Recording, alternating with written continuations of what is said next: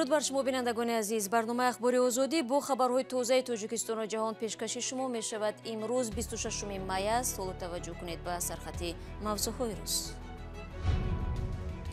Раҳматилло Зоиров баъди беш аз 20 соли раҳбарии ҳизби сотсиал-демократи Тоҷикистон курсиро холӣ кард, вале солҳои ҳампаймонҳояш зиёданд. сафари нокоми даҳо тоҷикистонӣ ба Бишкек, мақомоти қирғиз мусофирони Сомон-Эъро ба фурудгоҳ роҳ надоданд. Мисол буромадан консулам омад, на қабул накарданд. Ай формадан даже намондан ай самойло. ва як баргаштари афғон бо фурӯхтани медалҳояш мехоҳад ба оилаҳои дониҷоне кӯмак кунад, ки дар бомбгузорӣ чанди пеш кушта шуданд. Раҳматилло Зоиров, раҳбари ҳизби сотсиал-демократи Тоҷикистон, аз раиси ҳизб канор рафтааст. Худи Зоиров ин хабарро ба радиои Озодӣ тасдиқ намуда афзуд, сабаби асосии канор рафтан вазъи саломатиаш мебошад. Ба қавли Зоиров, ба ҷои ӯ Қиёмиддин Азизов, яке аз муовинони раиси ҳизб, ба ин мақом омад.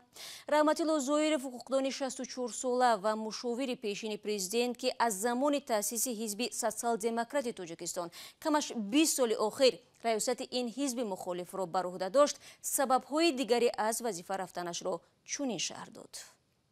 мо хулоса кардем, ин чиза бисёр муҳокима кардем шӯрои сиёсиям ва муҳокима кардем, ки дар ҳақиқат раис бисёр фаъол буданаш дар кор.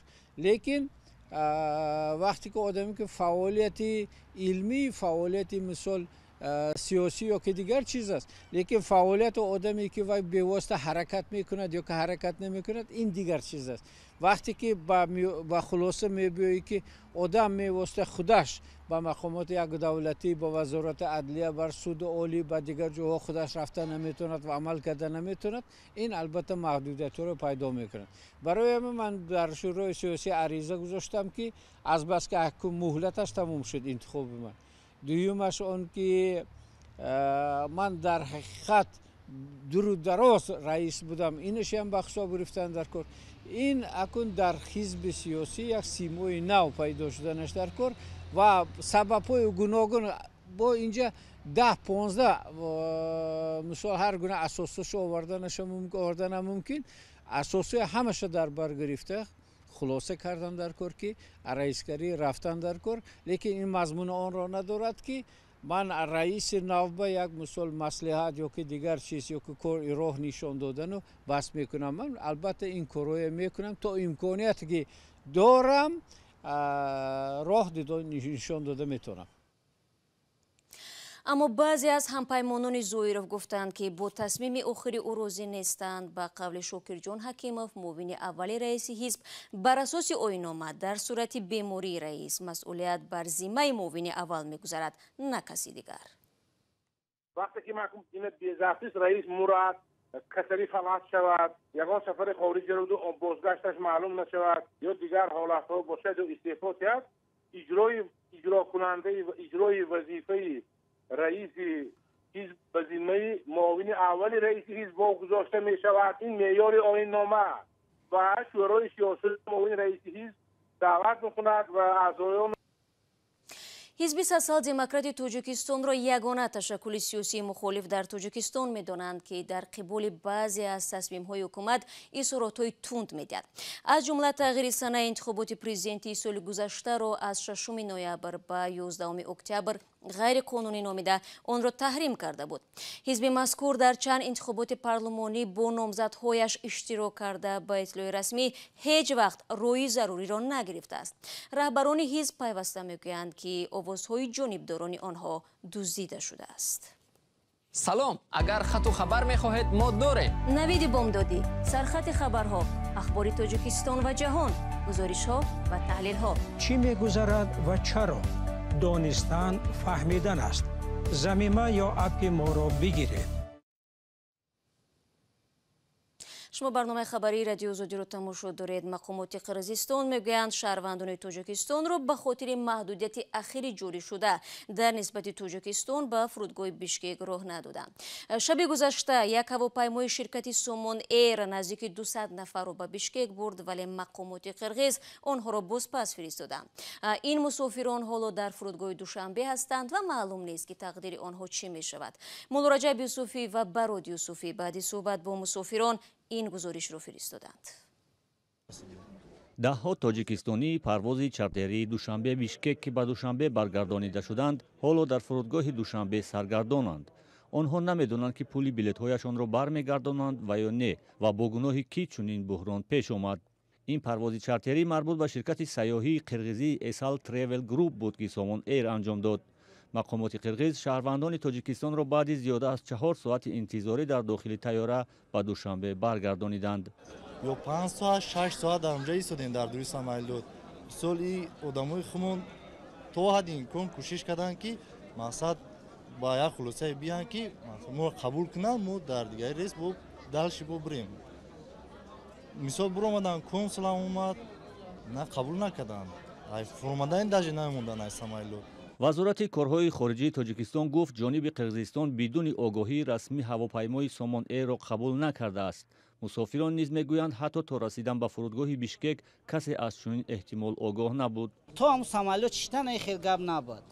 سامالوت چیش داجی با گفتن که خیلی اوزی ما گپ میزنیم مقصد میخوام گفتن که اوجه رفتم با فکرم گپ زن دیگه نشید بعد با هم خیلی من کردن ایستادیم. برخی از مسافران این پرواز میگویند به آنها وعده دادند که پول چیپته‌های سمت دوشنبه تا بیشکک را برمیگردانند.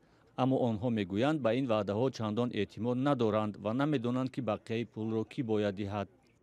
Bishkek bo'lsa Ural kompaniya bu. Ay Dushanbe to Bishkekka Somonayr bu. Somonayr o'zi g'o'zdaki puli ay Dushanbe to Bishkekka megardone metim to u tarafsha xatomren hal kunid. حکومت قرغیزستان روز 24 می گفت که از 21 می برای شهروندان تاجیکستان محدودیت‌های رواآ مقرر کرده است. مقامات تاجیکستان میگویند طبق مقررات دیپلماتی طرف دیگر میبایست آنها را رسما در جریان میگذاشت. در داخل طیاره سمت دوشنبه بیشکک 186 مسافر قرار داشت که 177 نفرشان شهروندان تاجیکستان بودند. همه شهروندان تاجیکستان را به دوشنبه برگردانیدند. آنها میخواستند از طریق بیشکک به روسیه روند. گزارش همکاران ما را تماشا کردید. راهبندان قرغیزستان در حال صورت میگیرد که این کشور طی چند سال اخیر به یک مسیر پر استفاده مهاجران کره تاجیک به روسیه و از روسیه به تاجیکستان تبدیل شده بود. گروه مهاجران از تاجیکستان توسط شهرهای قرغیزستان به روسیه سفر میکردند یا برعکس طریق همین مسیر به وطن برمیگشتند، مخصوصا در دوره پاندمیه. حالا از همکارم عبدالله اشورов میپرسم که قرغیزستان برای تاجیکستان همچون کشور ترانزیتی تو چه حد مهم است و برتری این دولت در چیست که مهاجران به آن رو آوردند؟ سلام شهلا. مهاجران کره به خاطر ارزان بودن بلیط هواپیماها به روسیه و برعکس از مسیر قرغیزستان تا راهبندان دیروزه استفاده می‌کردند. بیش از همه مهاجران توسط فرودگاه شهر اوش قرغیزستان و همچنین بیشکک پایتخت این کشور به روسیه می‌رفتند. برخی‌ها از آنجا برمیگشتند. برای مثال نرخ پرواز به اوش از شهرهای روسیه از 8 تا 10 هزار روبل یعنی به حساب میانه 150 دلار است. اما نرخ بلیط هواپیما از روسیه به تاجیکستان تا 5 برابر از این گرانتر است. ارزش بلیط از تاجیکستان به روسیه از 400 تا 1000 دلار است و گاه بیشتر از آن. در دوره پاندمیه فرقیت در نرخ بلیط ها باز هم بیشتر شد، اما قبل از آن هم وجود داشت و بیشتری مهاجران توسط فرودگاه شهر اوش رواآ می‌کردند. یک گروه از تاکسیران‌های تاجیکستان و قرغیزستان هم میان شهر اوش و خوجند تاجیکستان دائم رواآ داشتند و مسافران را برده می‌آوردند. عبدالله، اکنون که قرغیزستان راه را بست، برای مهاجران چه الترناتیوی میماند؟ آنها از کدام راه میتوانند همین گونه ارزانتر به روسیه بروند؟ به قول جای پردرآمد خالی نمیماند شهلا. در پس منظر آنکه قرغیزستان بر زیان شرکت‌های هواپیمایی و تاکسیران‌های خود راه را بر روی شهروندان تاجیکستان بست، ازبکستان آمادگی خود را برای مسافرکشانی از تاجیکستان ابراز داشت. چند روز قبل شرکت ازبکستان هوایولاری اعلان کرد که شهروندان تاجیکستان می توانند با واسطه پروازهای چارتری این شرکت سفر کنند. همچنین مقامات دو کشور مسئله دوباره برقرار کردن روائای اتوبوس ها را میان تاجیکستان و ازبکستان به سازش رسیدند. وزارت نقلیات تاجیکستان در این باره اطلاع داده، هرچند از سنه دقیق نام نبرده است، ولی گفته می شود به زودی روهای اتوبوس ها با رعایت قاعده های سخت بهداشتی از سر گرفته می شود.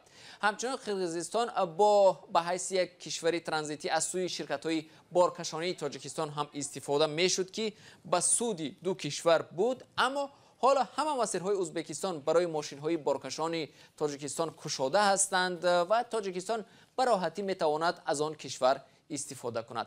اقتصادشناسان بر اینند که بسته شدن راه ها همچنان قطع سودا بین تاجیکستان و قرقیزستان را در پی می آورد که بر زیان شرکت ها و تاجران و اقتصادی دو طرف می انجامد اگر به زودی تغییر در این سیاست ها راه نیافتد. بله، سپاس عبدالله. ولی باز هم بهترین مسیر برای مهاجران توجیک البته از خود تاجیکستان است، اما به دلیل جا داشتن مونوپولیا در بازار هواپیمایی در تاجیکستان، نبود رقابت سالم، گرانی نرخ سوزشواری و خدمترسانی فرودگاه‌ها ارزش بلیط‌ها را بلند برده است و این مهاجران را مجبور می‌سازد به کشورهای همسایه رو آورند.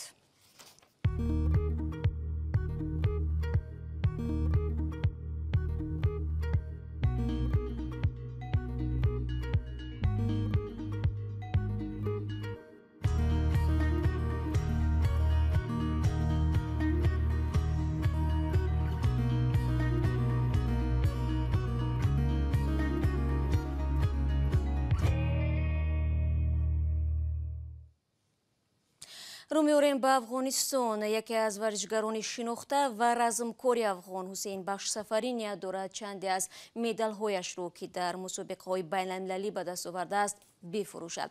او می‌خواهد پول آن را به عائله‌های تقسیم کند که در حمله‌های خونین در کابل و ولایت لوگر عزیزانشان را از دست دادند. همکارم طاهر سفر گزارش می‌دهد. رزمکاری افغان حسین بخش سفری می‌خواهد به عائله‌های دانشجویان کمک کند که در بمبگذاری چند پیش کشته شدند. می‌خواهد 2 مدالش را فروشد و برای آنها پول جمع آورد. مدال 2000 ابدی ترکمنستان اولین مدال تاریخ افغانستان از اشقاباد ترکمنستان هستند و مدال دومی را هم از مسابقات آسیایی مغولستان منگولیا گرفتم. روز 8 می در نزد مکتب سیدالشهدا در کابل ترکش رخ داد. کمش 100 نفر هلاک و 160 کسی دیگر مجروح شدند. بسیاری از قربانیان دختران نورسی بودند که از مکتب بیرون می آمدند. روز 3 اپریل در نتیجه حمله به یک مهمانخانه در شهر پول علم ولایت لوگر 26 نفر جان باختند. بعضیشان دانشجویان بودند که باید به زودی امتحان می سپردند. برای حادثه اخیری که در مکتب سید شهدا و حادثه خونین لوگر که صورت گرفتن، هر دویشان کسب علم و دانش بودن. اینا بر راه علم و دانش جانای شیرین خود از دست دادن. میخوایم که اینا را به فروش برسانم و از طریق از اونا خدمت برای خواهرها و برادرها و مکتب خود داشته باشم. حسین بخش سفری بعد عیادت آسیب دیدگان حمله در شفاخانه کابل برای فروش مدال‌هایش مزاید اعلان کرد. او تا حال 27 نشان به دست آورده است که افتخار برای افغان هاست. از این رو بعضی‌ها به او پول پیشنهاد کردند تا مدال‌هایش را نفروشد. دوستا و عزیزا و بزرگا و تجاران ملی و بین‌المللی تماس گرفتن. یکی صحبت کردند که با بسیار اشک و گلوی بغض ایرا گفتند که سفری صاحب، ما هیچگاه نمیگذاریم که این مدال با ارزش بگذاریم که تو به فروش برسانی. حالا روز مزایده که قرار است در دبی برگزار شود معلوم نیست. و شهر سراتوی روسیه با تاجیکستان پروازهایش را برقرار میکند. در این باره رهبر منطقوی روسپوتربنادزور خبر داده است. انتظار میرود نخستین پرواز از این شهر با رعایت قاعده‌های بهداشتی به تاجیکستان روز 2 ایون توسط شرکت سیبیر صورت بگیرد.